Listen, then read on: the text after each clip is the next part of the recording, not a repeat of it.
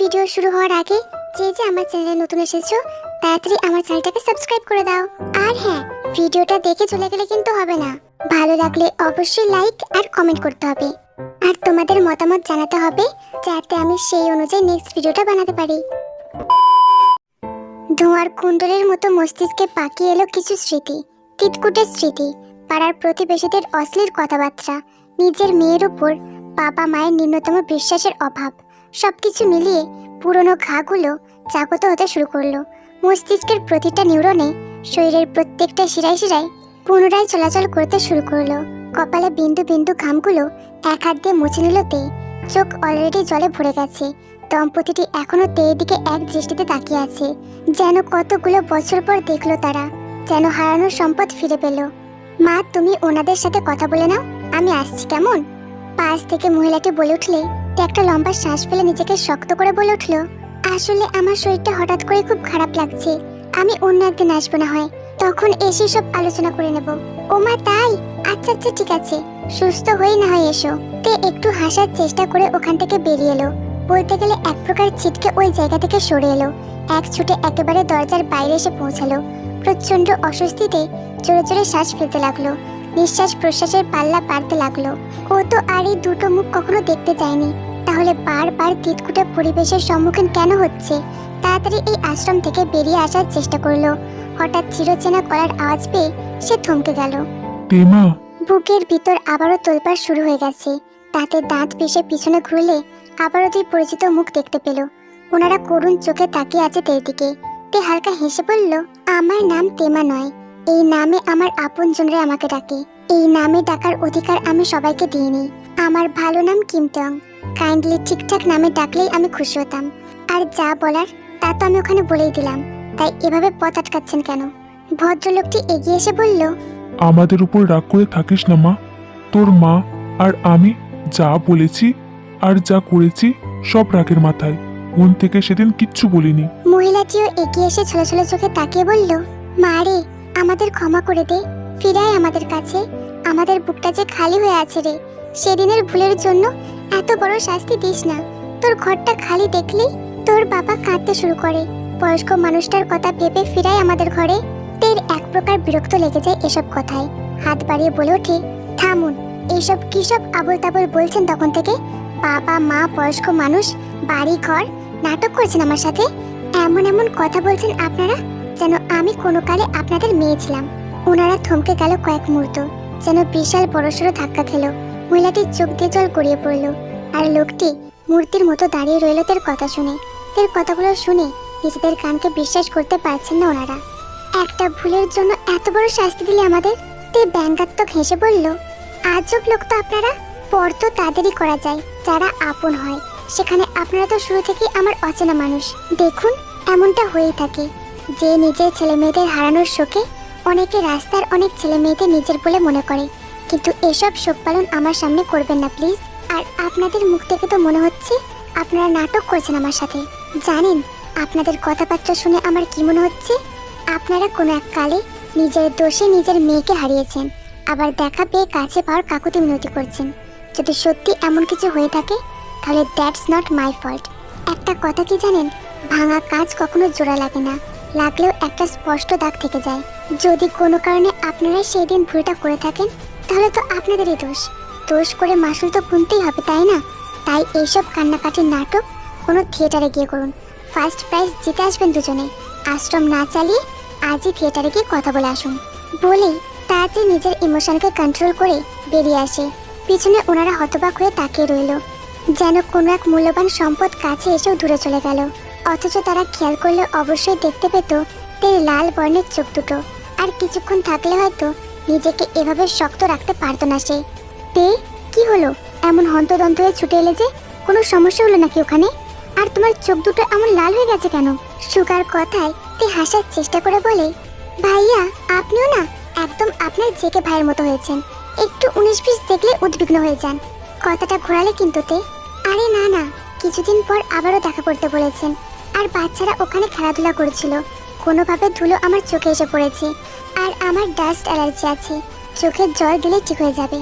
সুগাও আর কোনো প্রশ্ন না করে তের কথা বিশ্বাস করে নিল। অথচ সে নিজেও জানে না যে তের ভিতরে যে জ্বালা পোড়া শুরু হয়েছে সেটা কখনোই জলে শান্ত হবে না। গলার টাইটা আলগা করতে করতে ঘরে ঢুকলো জাঙ্কুক। দুই দিকের কাজ সামলাতে সামলাতে চান কয়লা হয়ে যায়। তাও বাড়িতে রোজ তাড়াতাড়ি ফেরার চেষ্টা করে, অন্তত তের সাথে কিছু একান্ত সময় কাটানো যাবে।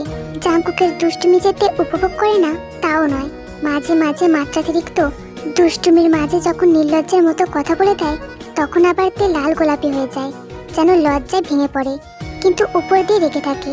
সব পুরুষই দিন শেষে স্ত্রীর সাথে সময় কাটাতে চায়, তাদের কাছে এটা অমূল্য সময়। কিন্তু রুমের দরজা খোলার পর জাঙ্কুক খানিক অবাক হয়ে গেল। পুরো রুম অন্ধকার, তবে তেকে বাড়ি ফেরেনি। কিন্তু সুকাও তো কোনো কিছুর খবর দিল না, সে তো এমন ইরেসপন্সিবল নয়। রুমে ঢুকে এদিক ওদিক তাকিয়ে দেখলো ওয়াশরুমের দরজাটাও খোলা। তাহলে কি তে আবার পালিয়ে গেল? ভাবতেই আবার মুখটা হিংস্র হয়ে উঠল। আজ একটা হেস্ত নেস্ত করেই ছাড়বে। কপালের রগ স্পষ্ট ফুলে উঠল। জাঙ্কুকের এই রূপ দেখলে তের ভয়ে গলা শুকিয়ে কাটকাট হয়ে যেত নিশ্চয়ই। হাতের ফাইলটা এক টানে বিছানায় ছুঁড়ে ফেলে বাইরে বেরোনোর জন্য উদ্বিগ্ন হলে সে থেমে যায়। কপালে ভাঁজ ফেলে কিছু একটা মনে করতেই বারান্দায় গেল। তে বারান্দার ছোট্ট দোলনায় বসে আস্তে আস্তে দোল খাচ্ছে। পরনে আকাশি রঙের সুতির থ্রিপিস।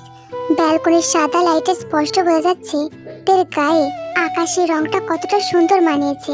প্রকৃতির মৃদু বাতাসে তের খোলা চুলগুলো মৃদু উড়ছে। দুই পা তুলে হাঁটুতে মুখ গুজে হেলান দিয়ে বসে আছে তে।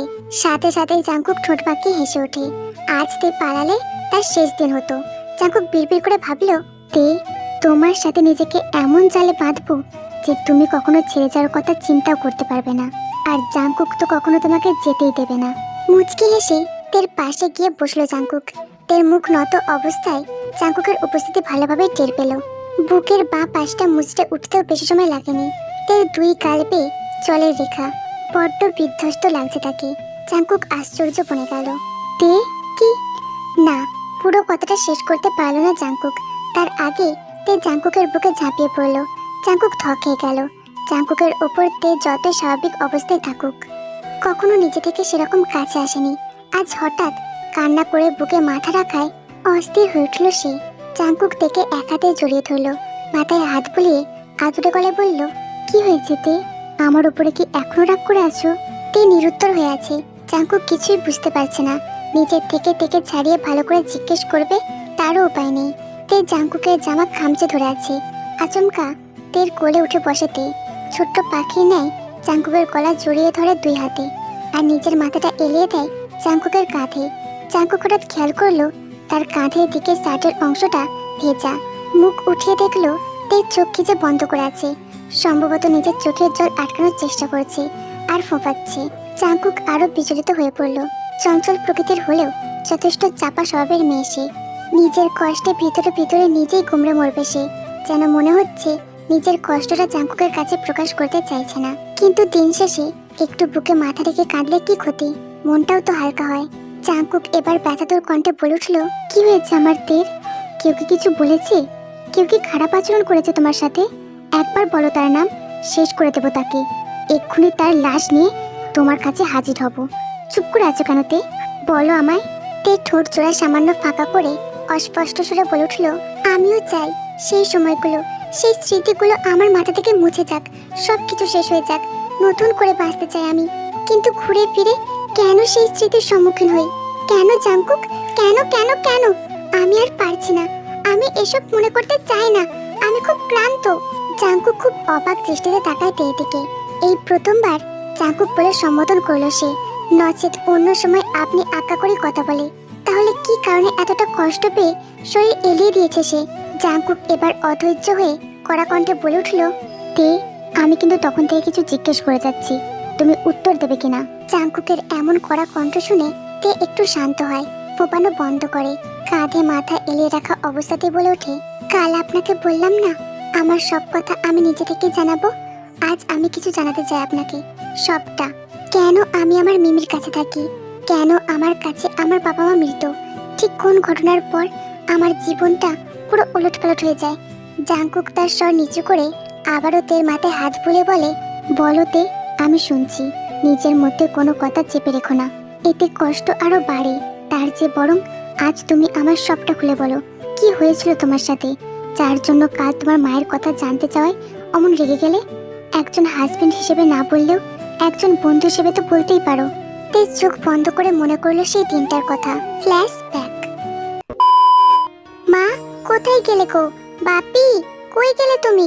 উফ, সবাই যে কোথায় গেল ভগবানই জানে। তে চেঁচাতে চেঁচাতে হাতে রেজাল্ট নিয়ে ঢুকছে। আজ তার উচ্চ মাধ্যমিকের রেজাল্ট, আর সে 90% নাম্বার পেয়েছে। সেই খুশিতে নাচতে নাচতে বাড়ি ঢুকে সবাইকে ডাকছে, কিন্তু বাড়িতে কারোর পাত্তা নেই। তাই সে মন খারাপ করে রেজাল্টটা ছুঁড়ে ফেলতে যাবে, তখনই তের মা ইয়ঞ্জুন হাতে খুন্তি নিয়ে দৌড়ে এলো। কি হয়েছে তে? এত চেঁচাচ্ছিস কেন? তোর চেঁচানিতে আমার রান্না বান্না সব ফেলে আসতে হলো। তের বাবা সুবিনও ঘর থেকে বেরিয়ে এলো। এতক্ষণ সে নিউজ পেপার পড়ছিল। কি হলো রে মা, আজ বড্ড খুশি খুশি লাগছে। বাবা, গেস করো আজ কি? তে বেশ উত্তেজিত হয়ে বলল। সুবিন বাবুর নজর গেল তের হাতে লুকিয়ে থাকা একটা কাগজের দিকে। তাও তিনি মনে করতে পারলেন না। হতাশ হয়ে বললেন, মনে করতে পারলাম না রে, বয়স বাড়লে যা হয় তুই বলে দে।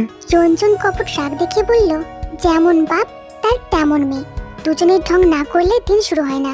তে আর ভনিতা না করে বলতো কি হয়েছে? তে সোজা হয়ে গর্বের হাসি মুখে এনে রেজাল্ট কার্ডটা দুজনের দিকে এগিয়ে দিল। রঞ্জন আর সুবিন দুজনের হাতে নিয়ে সেটা দেখলো। খুশিতে তাদের চোখ দিয়ে জল গড়িয়ে পড়লো। সুবিন বাবু এগিয়ে এসে তের মাথায় হাত বুলিয়ে বলল, আমার সোনা মা, আমি আজ খুব খুশি হয়েছি। তুই এত ভালো রেজাল্ট করবি ভাবতে পারিনি। আমি আশীর্বাদ করি তুই আরো বড় হ। রঞ্জন দেবীও এগিয়ে এসে বললেন, সকাল থেকে কি চিন্তায় না ছিলাম, তুইও তো কিছু বললি না। সকাল সকাল বেরিয়ে গেলি, রেজাল্ট খারাপ হলে কিছু না আবার করে বসিস। কিন্তু আমি জানি আমার তেমা এতটাও বোকা না। হ্যাঁ রে তেমা, আমি আজ খুব খুশি। তুই আজ কি খাবি বল? যা বলবি আজ তোর জন্য সেটাই রান্না করব। তে মুখ বাঁকিয়ে বলল, এতদিন তো বড়াই করে গেলে আমার পড়াশোনার, কত না বকাচকা করলে, আর এখন রেঁধে খাওয়াতে এসেছো? দরকার নেই আমার খাবার। অমন করে বলতে নেই তে, আমি তো তোর মা। যা রাগের মাথায় বলি সে তো তোর ভালোর জন্যই বলি। দেখ কত ভালো রেজাল্ট করলি। একটু বকে যদি আমার মেয়েটা ভালো নাম্বার পায় তাহলে আমি বকবো না শুনি? রঞ্জন দেবীর এমন নরম গলায় তের মন যেন গলে গেল, কিন্তু সেটা উপর দিয়ে প্রকাশ না করে মুখ ঘুরিয়ে গাল ফুলে বলল, ঠিক আছে বুঝেছি, তবে কোনো রান্না বান্না করে খাওয়াতে হবে না, অন্য কিছু দিতে হবে। আর সেটা দিতেই হবে, আমি জানি না? সুবিন বাবু নরম সুরে বলল। আচ্ছা বল সোনা মা, তোর কি চাই? আমি অবশ্যই দেব। তে কিছু বলতে যাবে অমনি রঞ্জন দেবী কথার মাঝে বলে উঠল, হ্যাঁ বাবু, মেয়ে যা চাই তাই কিনে দাও। লাই দিয়ে দিয়ে একেবারে মাথায় উঠিয়ে দাও। মেয়েকে তো শাসন করার প্রয়োজন বোধটুকুও করো না। তে এবার মনের দুঃখে গাল ফুলে বলল, দরকার নেই, আমার কোনো কিছু দরকার নেই। আমাকে তো কেউ ভালোই বাসে না, কেউ না। আমি থাকবোই না, আর চলে যাবো এই বাড়ি ছেড়ে। আহা, বললেই হলো তুই চলে যাবি আর আমি চলে যেতে দেবো? সোনা মা, তুই কারোর কথায় পরোয়া না করে আমায় বল তুই কি চাস, আমি অবশ্যই দেবো। আমরা সব বন্ধুরা মিলে ঠিক করেছি কাল সবাই মিলে রেস্টুরেন্টে যাব। প্লিজ বাবা। সুবিন বাবু মুচকি হেসে বললেন, তাহলে যা, সবাই মিলে একসাথে মজা করে আয়। এর জন্য এত ভয়ের কি আছে? এটাই তো মজা করার বয়স। দাঁড়া। বলেই জামার পকেট থেকে একটা 5 টাকার নোট বের করে তার হাতে দিয়ে বলল, এই নে, কাল জমিয়ে মজা কর। তুই খুশিতে সুবিন বাবুকে জড়িয়ে ধরে। থ্যাংক ইউ সো মাচ বাবা, থ্যাংক ইউ। রঞ্জন দেবী বাবা মেয়ের সুখকর মুহূর্ত দেখে মুচকি হাসলেন। তারপর একটু শাসানোর সুরে বললেন, সব বন্ধু বান্ধবীদের সাথে মজা করতে যাচ্ছিস ভালো কথা, কিন্তু সন্ধ্যার পরপরই বাড়ি চলে আসবি। বেশি রাত হলে গেট বন্ধ করে দেব। শেষে আজকের দিনটা বাইরে কাটাতে হবে বলে দিলাম। তে রেগে আবারও গাল ফুলিয়ে ঝাঁঝালো কণ্ঠে বলে উঠল, কখনো তো একটু বাইরে বেরোতে দাও না, খালি কোচিং টু ঘর, ঘর টু কোচিং। একটা দিন বেরোচ্ছি তাতেও এত রেস্ট্রিকশন।